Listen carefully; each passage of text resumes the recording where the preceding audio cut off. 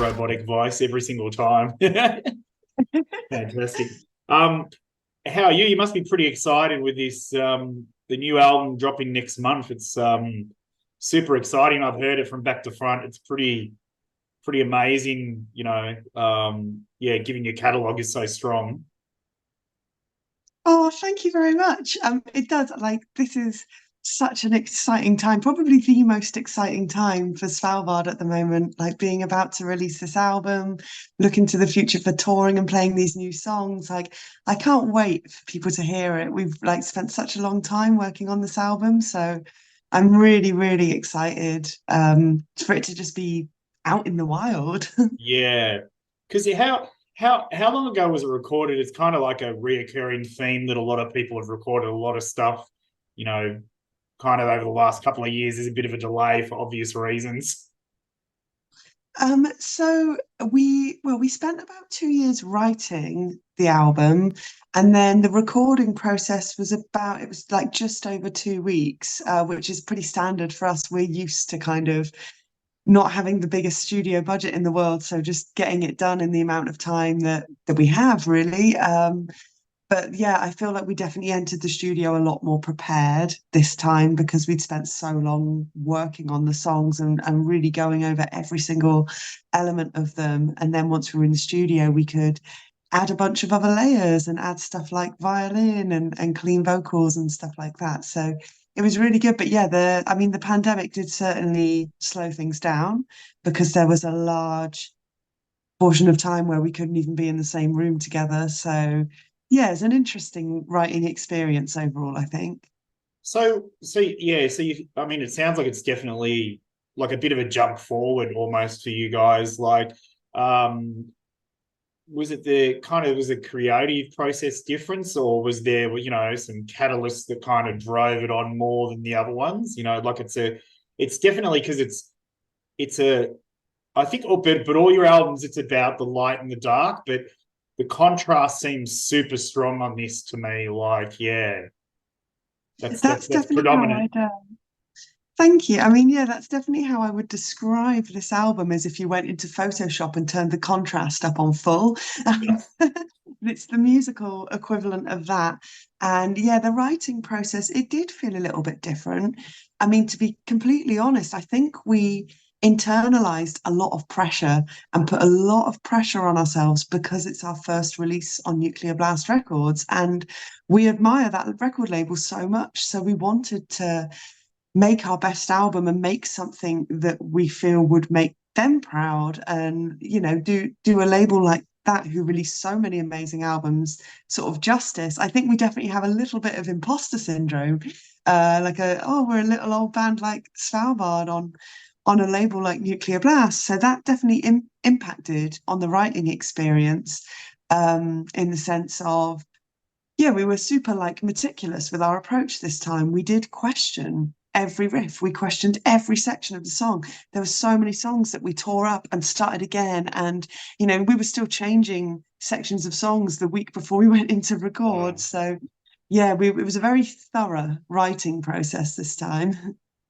Um, and I think also yeah, as I said, the two elements are really, yeah, they're kind of almost pushed forward a little bit. Like, I don't think what I mean by that is it's not overproduced, or it doesn't, you know, I don't think it's a big stylistic kind of change, but, but perhaps even a slight more lean to the shoegazy kind of stuff as well, which I found really refreshing. Not on all tracks because there's some super heavy tracks on it. Like, definitely, nothing's diluted. You know. Yeah, I know exactly what you mean. It basically feels like we've written some of the heaviest songs we've ever written and written some of the softest songs we've ever written. And yeah, I mean, we love so much of like the kind of 90s shoegaze bands like Ride, and My Bloody Valentine. We are influenced by them just as much as we're influenced by metal. So I think you can definitely see, or even to look to more recent stuff, bands like Alcest, you can see Yeah. the impact that they've had on us shining through on this album for sure in some of the songs. Yeah, no, I think it's a really, because I think, yeah, and that, as you said, that was a great period of music. I think even, from those bands, definitely My Bloody Valentine and Ride, but also even I even hear a little bit sometimes in the vocals, a little bit of like even Lush as well, from almost that Britpop kind of thing. I love that band. They're an amazing band, like I hear that as well, but it kind of, where it's kind of nearly quite spacey as well. So, It's so funny that you say that because my mum was really into Britpop and indie, and I grew up with her playing Lush all the time in the oh, wow. house. And like, yeah, she like idolized Mickey from Lush and stuff. Yeah, So, yeah. so it's really nice. Obviously, that has been like an influence that's probably just been subconsciously implanted from my childhood. It So just thank seeps you. in, like that's, yeah. Yeah, no, they're amazing band. Like that's good to, I think those elements, I think even, because I was even reading and I didn't know very much about your previous bands, but like I know about the other project you had in between, Nocturnal, them, but I heard that you're in some black metal bands as well. Is that correct? Or Yeah, so my first foray into music was I made three black metal albums in my bedroom on my four track, and then I built a band around it to play it live. And like the first show we ever played was with the Japanese black metal band Gowhammer. Like so we did wow, some really cool shows, played with Wolves in the Throne Room as well. Like, yeah, really unreal. amazing shows. But yeah, it was kind of Nocturnal, but in a under a different name in an earlier form. So it was all me writing the music and programming the drums, and then hiring people to play it live, really. And Excellent. that was, yeah, I did that for a few years, and then I played in a prog metal band for a few years as well. That was great fun. We had three guitarists and no vocalists. That's how prog we It, were. it's all about the riffs or the extension of the riffs. It's kind of like a sludge and prog does that a lot, doesn't it? Really, it's kind of just riff out and um, yeah, no songs under five, under 15 minutes sometimes. Yeah. Oh my God. Yeah. Just like it was just jamming all the time. It was Yeah. great. It was so much fun. Do you think it's very refreshing with your band to not be pigeonholed? Because there's a lot of, it's very obvious there's a lot of styles in there. There's kind of post-hardcore, there's, black metal in there, the shoegazy stuff, some post-metal as well. But it's really, yeah, because it's really hard to pin it to a wall, which I think is a great thing, like yeah, it's not throwaway. Thank you. I mean, I think it's a positive thing if your band's sound cannot be neatly summarized in one or two words or one genre. Um, because I think when you have a band that literally follows a genre like an ingredients list, and you're like, oh, there we go, you've got this type of drumming, this type of riff, this type of vocals, done, you are a thrash metal band. Then I mean, I guess in some ways it's comforting to the listener and you know exactly what to expect every time. But also, where's the innovation? Where's the surprise? I love listening to bands and not knowing what to expect and having that kind of element of surprise there. And I do think, like, yeah, I think it's a good thing that our music is difficult to describe. Yeah, no, it's great. One of the other things I wanted to touch on about your band that I think is really good as well. I mean, consistently, it's had a very solid and thoughtful kind of lyrical content. It's obviously there's a big connection to mental health. You can see that even from just, I mean, even the album titles in themselves are very. You could connect that, and definitely with the lyrics. So, and I know, you've done some press stuff in the past about that. I think yeah, it's really good. It's a good, um, is that a lived experience, from members in the band or that, or just, because it's a big driver, I suppose.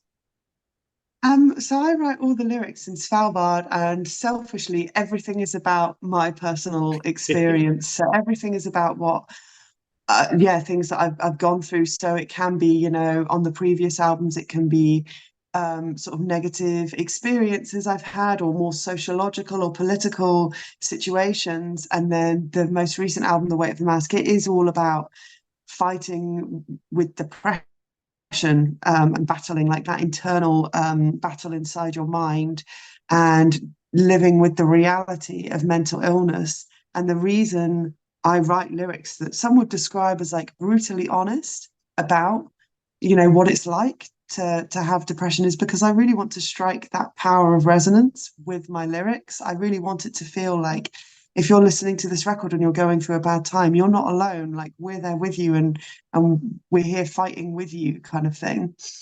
Yeah, no, I think that's very true. In my own job, I work in the community sector. I'm a nurse that works with a lot of homeless people and mental health thing, and I think that's very reassuring. I mean, when you were talking about those things, particularly not only was the video very good, but the lyrics for Faking It were just, I thought that was amazing. Like that's really good. Like it's just because there is almost like you know, the illusion of being, remaining positive and all those kind of things, and the different kind of faces. I thought that was amazing. The video is amazing. The lyrics were great. I think that touches on exactly what you were just talking about. Oh, I mean, thank you for the compliment on the lyrics of the video. Yeah, I'm really pleased with how that video turned out. And I know what you mean. Like, I feel like Faking It, almost lyrically, it really does fit the album title, The Weight of the Mask, because Faking It is about kind of having to mask those true emotions and having to pretend to be fine, and then how isolating that can be, how exhausting it can be to wear a mask all the time and to pretend all the time, but then also about that disconnect you can feel from yourself, like thanks to things like social media and like how you can create a controlled, filtered highlight reel of yourself. You could be going through like the worst year of your life, but you can look at your Instagram and it looks like you're having the best time. And that is really alienating, because you look at it and you go, who is that person? Like, I don't recognize that person. And I think that creates some sort of cognitive dissonance 100%. with Yeah. your relationship with yourself. Yeah, no, that's great. I mean, I think it's good. I mean, we all like, it's kind of like when you like death metal bands and all that. You can, it's all about, um either gore or sometimes even bands like myself. I'm very obsessed by Bolt Thrower and stuff. So it's, like those kind of war related stuff, even, kind of gaming stuff as well, which I know you can relate to. But I think it's pretty refreshing sometimes to have that, that insight and reflection. So I think you're doing a good service to people as well. And I think people get it as well, because we don't want to hear about corpses being ripped open all the time. I think it's let's Oh, sometimes you thank need it, but you. like it's a balance, isn't it? Definitely. There's a time and a place for corpses and a time and a place for mental health. Yeah, 100%. So what's coming up next? Obviously, the album's getting released in October, and there's some and then obviously a tour cycle to go with that. Where are those things all up to from your end in terms of playing live and that? So we have a tour that we're starting the week after the album's released on the 14th of October. That's going to be the Netherlands, Germany, France, and UK. Really looking forward to playing the new songs live on that tour. And then in 2024, we've got quite a few exciting things lined up. Unfortunately, none have been announced yet. But yeah, we've got some really exciting tours to come, and we hopefully will be playing in countries that we've not yet played in Yeah, before. yeah. That was my next question. I was wondering, I was going to approach that. Are is that veering towards the Pacific, Oceania, or that would be, yeah, because I mean, we you haven't been out here, have you, before? No, you haven't played out here. no, Yeah. we've never played in Australia. I've not visited Australia, but we would absolutely love it. It's something we are looking to do. So really excited to hopefully get out there one day. As long as I've said to the rest of the guys, though, I need 100% assurance of spider protection. So Ah, it's a big, I it's a need big to thing, be isn't it? assured. Yeah, I'm so scared of them, and I'm just worried that I'm going to be in a hotel and one is just going to land on me or something. Yeah, I think we play up on that even in my years as living in the UK like a tourist and stuff. Yeah, and just you'd live there and you'd probably tell exaggerated stories about spiders and snakes and stuff. So, but it's a real fear. I completely get that. What are some of the highlights for you so far? Because you've done, I mean, you've played Roadburn and things like that, or that may, that would be pretty exciting. But what are some of the highlights for the band, so far, for your career so far? Oh, without a doubt, playing Hellfest this year Yeah, was a dream come true. I mean, it was I've always admired that festival. It really is the Disneyland of metal festivals, and to get to be part of it, to play to that kind of such a passionate crowd, to see so many of our I mean, we stayed the whole weekend that we wow. played. And we got to watch so many sitting there together watching Iron Maiden. Like it was such a kind of beautiful moment. Yeah. I really loved playing Belfast. We played some really cool. I mean, another one, big one for me was Inferno Festival in Norway. Ah, So wow. I've been going to that festival since I was a teenager because I'm big into black metal. Yeah. And like, I really love Arcturus and they played before us. So I got to watch them. And like, that's such an amazing festival. So for me, a big highlight is getting to play festivals that I have visited and just been super excited about for so many years. So that's been awesome.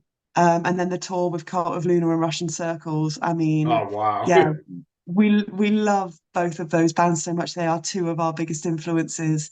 So to get to watch them every night and the crowds were amazing. The venues, some of the venues were beautiful. We got to play Olympia in Paris, like the really amazing old Wow. concert venue. So like that didn't feel real. It still doesn't feel real. I look at photos and I'm like, Unreal. wow, I did that. That's crazy.